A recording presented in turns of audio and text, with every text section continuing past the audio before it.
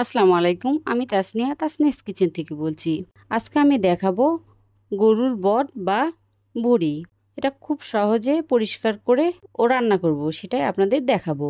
এই জন্য আমি এখানে গরুর ভুঁড়ি নিয়েছি। আমি এটা চুন দিয়ে আধা ঘন্টা একটুখানি ভিজে রেখেছিলাম, তারপরে ডলা দিয়ে উঠে নিয়েছি।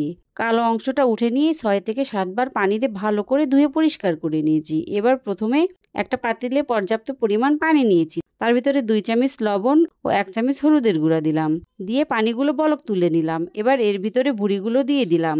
ভুঁড়ি দিয়ে সবগুলো এভাবে উল্টিয়ে পাল্টিয়ে নেড়ে চেড়ে নিলাম, ঢাকনা দিয়ে ঢেকে দিলাম।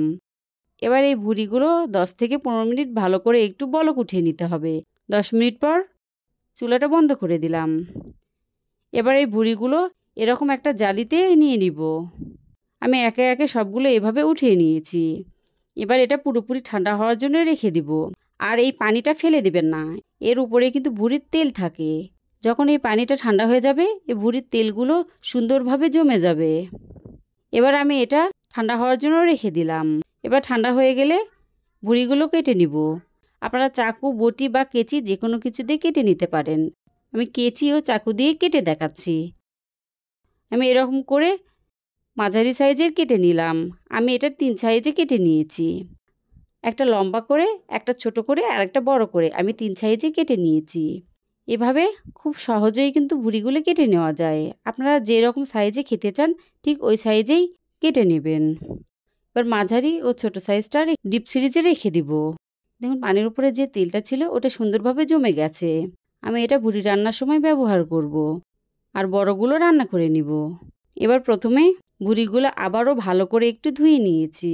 এর ভিতরে 1/2 কাপ পেঁয়াজ কুচি দিলাম। ওই তেলগুলো দিয়ে দিব। আদা রসুন বাটা দিলাম। আদা রসুন বাটা 1.5 চামচ দিলাম। লবণ 1/2 টেবিল চামচ। মরিচের গুঁড়া 1 টেবিল চামচ। হলুদের গুঁড়া 1/2 টেবিল চামচ। জিরার গুঁড়া 1/2 টেবিল চামচ ও গরম মশলার গুঁড়া 1/2 টেবিল চামচ। এর সঙ্গে কিছুটা আস্ত গরম মশলা দিব। এই আস্ত গরম মশলাগুলো ঢেলে দিলাম। 1/3 কাপ তেল দিলাম। হাত দিয়ে ভালো করে এভাবে মেখে নিতে হবে। আমি ভুঁড়িগুলো সুন্দরভাবে মেখে নিয়েছি। মেখে নেওয়া হয়ে গেলে প্রেসার কুকারে দিয়ে নিব। আপনারা যদি প্রেসার কুকারে না দিয়ে হাঁড়িতে দিতে চান তাহলে কিন্তু অনেক সময় লাগবে। আমি প্রেসার কুকারে দিয়ে দিলাম, খুব দ্রুত হয়ে যাবে। সবগুলো প্রেসার কুকারে দিয়ে নিয়েছি। এবার এর ভিতরে 1 কাপ পরিমাণ পানি দিয়ে দিলাম। পানি দিয়ে ঢাকনা লেগে চুলাতে বসিয়ে দিলাম। 4 থেকে 5টা শীষ উঠিয়ে নিব। একদম মিডিয়াম আঁচে শীষ উঠিয়ে নেবেন। এবার শীষটা তুলে নিয়েছি। দেখুন সুন্দরভাবে কিন্তু সিদ্ধ হয়ে গেছে। এবার এই ভুঁড়িগুলো একটা প্যানে উঠিয়ে নিলাম। নিয়ে ভালো করে একটু কষিয়ে নিব। আমি অনবরত নেড়েচেড়ে এভাবে কষিয়ে নিয়েছি। আপনারা অবশ্যই এভাবে সময় নিয়ে কষিয়ে নেবেন। প্রেসার কুকারে রান্না করলে খেতে কিন্তু দারুণ লাগে। ভালো করে কষিয়ে নেওয়া হয়ে গেলে 1/2 কাপ ফুটন্ত গরম পানি দিয়ে দিলাম। দিয়ে আবারও ভালো করে মিশিয়ে নিয়েছি।